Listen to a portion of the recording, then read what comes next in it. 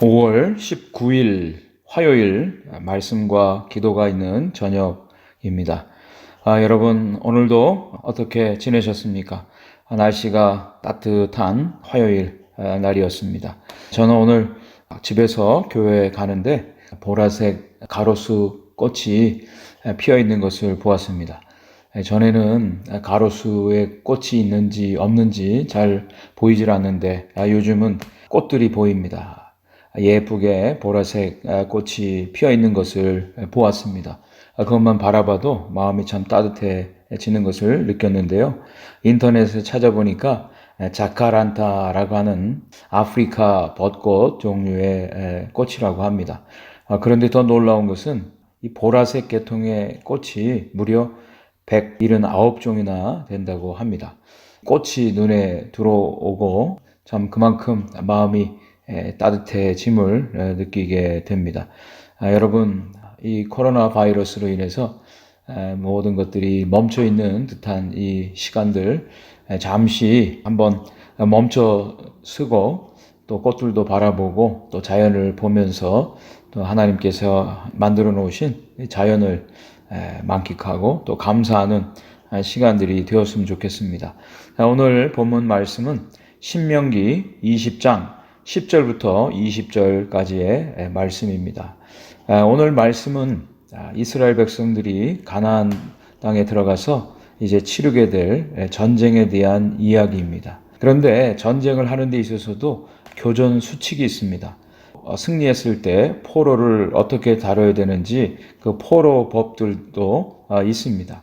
오늘 본문 말씀은 이스라엘 백성들이 가나안 정복 전쟁을 하는 데 있어서 하나님의 뜻을 따르는 전쟁법에 대해서 말씀을 해주고 있습니다. 가장 첫 번째로는 화평의 전쟁입니다. 화평을 먼저 선언하라는 것이죠. 가나안 족속이 아닌 이민족을 정복할 때 치르는 전쟁의 방법을 설명해 주고 있습니다. 먼저 어떤 성읍을 치료할 때 처음으로 화평을 먼저 선언하라는 것이죠. 무조건적으로 공격하고 그들을 정복하는 것이 아니라 먼저 화평하기를 선언하라는 것입니다.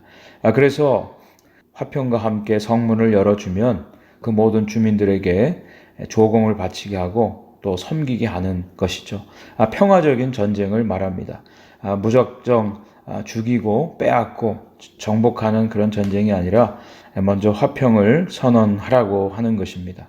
그런데 만약에 화평을 거부하면 그때서는 이제 성읍을 에워싸서 전쟁을 치르게 되는데요. 이때는 칼날로 그 안에 남자들을 다 쳐 죽이지만 여자들과 유아들 또 가축들 또 성읍 가운데서 빼앗는 모든 것들 이것을 이제 전리품으로 취할 수가 있습니다. 이것은 가나안 족속 이외에 주위에 있는 이방 민족에 대한 그런 전쟁법입니다. 하나님께서는 화평을 사랑하시는 분입니다. 먼저 화평하라 말씀하고 있죠. 로마서 12장 18절에도 너희들은 모든 사람들과 될 수 있으면 화평하라 말씀하고 있습니다. 우리들에게 만나게 해주시고 또 우리가 또 접하는 사람들에게 화평을 전하는 것, 또 화평을 이루는 것, 이것이 하나님의 뜻이라 믿습니다. 예수님께서 이 땅에 오심도 화평을 위해서 하나님과의 샬롬, 평화를 위해서 이 땅에 오셨습니다. 그리고 하나님을 믿는 자녀들이 바로 이 화평의 자녀들이죠. 될 수 있는 대로 우리 주위에 있는 사람들과 화평을 누리는 것, 좋은 관계를 누리는 것, 이것이 가장 중요한 첫 번째 전쟁의 방법이라는 겁니다. 두 번째로는 가나안 족속들과 전쟁할 때에는 모든 호흡 있는 자들을 하나도 살리지 말고 다 쳐 죽이라고 말씀하고 있습니다. 조금은 잔인한 명령인 것 같은데 우리가 이 신명기 말씀을 통해서 여러 차례 묵상했던 그 개념 중에 헤렘 사상이 있습니다. 헤렘. 이것은 하나님의 심판과 또 진멸이라고 하는 그런 두 가지 의미를 가지고 있습니다.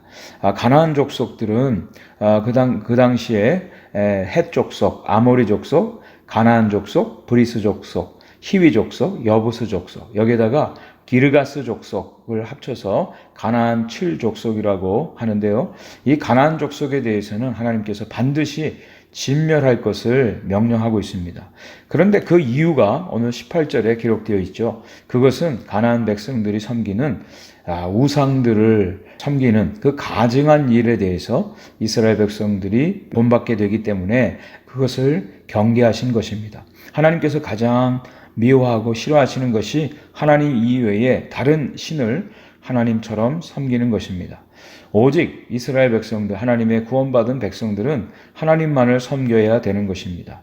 하나님만을 하나님으로 알고 그분을 예배하고 사랑하고 섬기는 것, 그 말씀을 순종하는 것, 이것이 하나님과 백성들 사이의 언약의 내용입니다. 하나님께서는 가나안 족속에 대해서는 한 사람도 살려두지 말 것을, 모든 호흡 있는 자들을 다 진멸할 것을 말씀하십니다. 하나님께서 이토록 이스라엘 백성들에게 강하게, 너무 가혹하리만큼 이런 강한 명령을 해주시는 것은 하나님의 백성들의 거룩함 때문에 그렇습니다. 이스라엘 백성들의 정체성은 바로 거룩함이죠.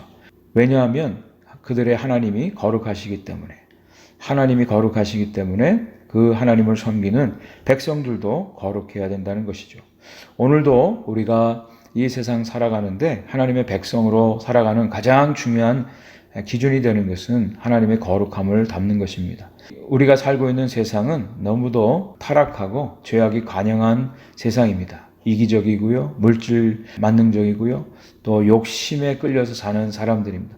저마다 자신의 욕망을 위해서 다른 사람들을 해하고 다른 사람들의 것을 빼앗고 또 질서를 깨뜨리고 또 하나님을 부인하고 하나님의 명령에 불순종하는 그런 불신의 세상입니다. 이런 가운데 하나님께서 하나님의 백성들이 살아가는 가장 중요한 조건은 바로 하나님의 말씀을 따라 순종함으로 하나님의 거룩함을 배우는 것입니다. 하나님의 거룩함을 나타내는 것, 이것이 하나님의 백성들의 가장 중요한 삶의 원리입니다. 그래서 이 두 번째 이스라엘 백성들의 전쟁의 원리는 거룩의 전쟁입니다. 오늘도 하나님을 믿는 저와 여러분들이 우리가 싸워야 될 전쟁은 거룩함의 전쟁입니다. 어떤 많은 것들을 차지하기 위한 전쟁이 아니라 우리의 꿈과 이상을 이루기 위해서 수단과 방법을 가리지 않는 그런 전쟁이 아니라 거룩함을 유지하는, 거룩함을 지키는, 하나님의 거룩함을 나타내는 거룩의 전쟁이 되어야 한다는 것입니다. 그리고 세 번째, 오늘 말씀에서 중요한 또 전쟁의 원리를 말씀해 주시는데 그것은 지혜의 전쟁입니다. 지혜의 전쟁. 오늘 19절, 20절 말씀에 보면 어떤 성읍을 이제 에워싸고 그 성읍을 점령할 때에 무조건 다 나무를 찍어 버리지 말라는 것입니다. 나무 중에도 과목이 있습니다. 과실을 생산하는 나무에 대해서는 그것을 찍어내면 안 됩니다. 왜냐하면 그것을 먹을 수 있기 때문이죠. 그래서 과목에 대해서는 그것을 그대로 두라고 말씀하시고 그 대신에 수목에 대해서는 찍어서 그 나무를 그 성읍을 정복하는데 그 성읍을 공격하는 기구를 만드는데 사용하라고 말씀하고 있습니다. 하나님의 지혜의 모습을 우리에게 보여주십니다. 무조건 다 찍고 또 죽이고 없애는 것이 아니라 그것을 분별해서 또 필요한 것들을 취하도록 하나님이 하시고 또 그것을 지혜롭게 사용하는 분별의 전쟁을 해야 된다고 하는 것입니다.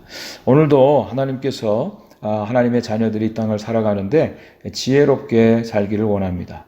악에는 미련하고 또 선에는 지혜롭고 또 이 땅의 삶의 원리와 세상의 가치대로 사는 게 아니라 하나님의 원리대로 그러기 위해서는 무엇이 하나님의 뜻인지를 분별할 수 있어야 됩니다. 무엇이 하나님이 기뻐하시는 선인지를 분별해야 됩니다. 하나님이 기뻐하시고 하나님이 원하시는 지혜가 무엇인지를 우리가 먼저 알고 깨닫고 그렇게 살아가야 된다는 것이죠. 그래서 고린도서에 보면 많은 은사들을 위해서 기도하라는데 분별의 영을 위해서 기도할 것을 말씀하고 있습니다. 오늘날 우리가 살아가는 이 땅 가운데 하나님의 자녀로서 하나님의 뜻을 분별해서 하나님의 지혜를 쫓아 살아가는 진정한 지혜의 전쟁이 우리 가운데 있어야 된다는 것입니다. 오늘 이 본문 말씀 가운데 아주 중요한 우리가 이 세상의 영적인 전쟁 가운데 세 가지의 전쟁의 원리를 말씀해 주고 있습니다. 화평을 위한 화평의 전쟁이요. 두 번째로는 거룩함에 대한 거룩의 전쟁입니다. 세 번째는 지혜의 전쟁입니다. 이런 전쟁을 통해서 하나님께서 함께 하시고 하나님이 이기시고 또 당신의 뜻을 나타내시고 하나님이 통치하고 다스리시는 하나님의 나라를 회복하시고 세워가시는 놀라운 은혜가 있을 줄 믿습니다. 우리 함께 기도하겠습니다. 오늘 말씀 생각하면서 우리 주위에 있는 사람들과 될 수 있는 대로 화평하게 해달라는 이 화평을 위한 기도를 했으면 좋겠습니다. 그리고 우리 자신이 하나님의 거룩을 지키는 거룩함의 전쟁을 끝까지 수행하게 해 주옵소서. 또 하나님의 뜻을 분별할 수 있는 지혜를 허락해 주옵소서. 기도했으면 좋겠습니다. 하나님의 믿음의 공동체 오픈도어 교회가 정말 이 세상 가운데서 하나님의 뜻을 알고 주의 뜻에 순종하는 믿음의 공동체 되도록 기도해 주시고 연약한 우리 성도님들 위해서 서로를 위해서 중보 기도해 주시면 감사하겠습니다. 함께 기도합니다.